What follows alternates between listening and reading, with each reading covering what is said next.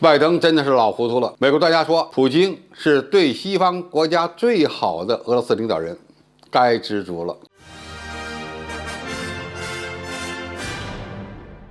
观众朋友、网友朋友，大家好，我是付天少。近日，拜登首次释放出要推动俄罗斯政权更迭，也就是说让普京下台。结果呢，不但白宫紧急的给拜登擦屁股，连一号西方国家都纷纷与拜登拉开距离。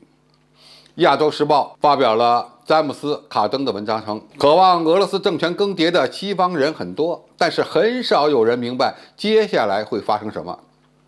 真实的情况是，普京才是俄罗斯最亲西方的领导人，该知足了。美国推动俄罗斯政权更迭的规划其实已经进行了至少10年。时任国务卿的希拉里在一封祝贺国务院助手晋升为白宫国家安全人员的电子邮件中就写道：“我们需要你们在白宫帮助规划和执行我们在普京之后的俄罗斯战略。”拜登在乌克兰的讲话对美国外交政策机构在推动后普京时代提供了线索。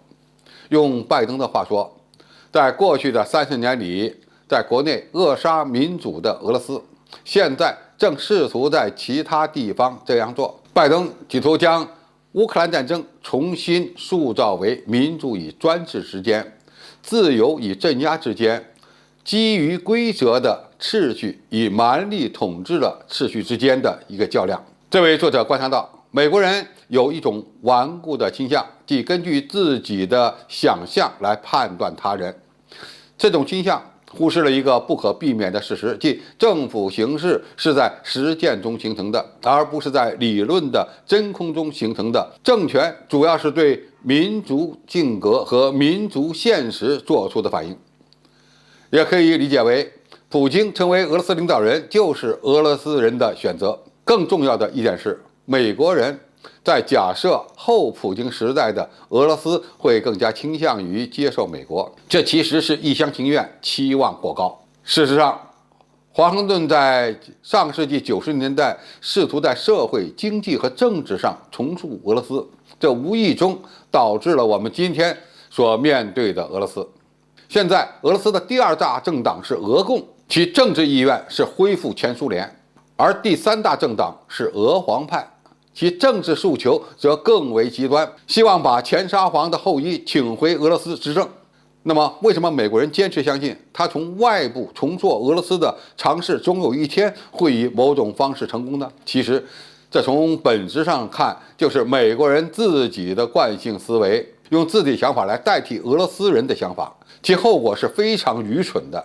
这位作者认为，有一件事可以肯定，就是俄罗斯政府的精神和实践不会通过外国的启发或建议而发生巨大而持久的变化。从普京在国内的支持率就能看到这一点。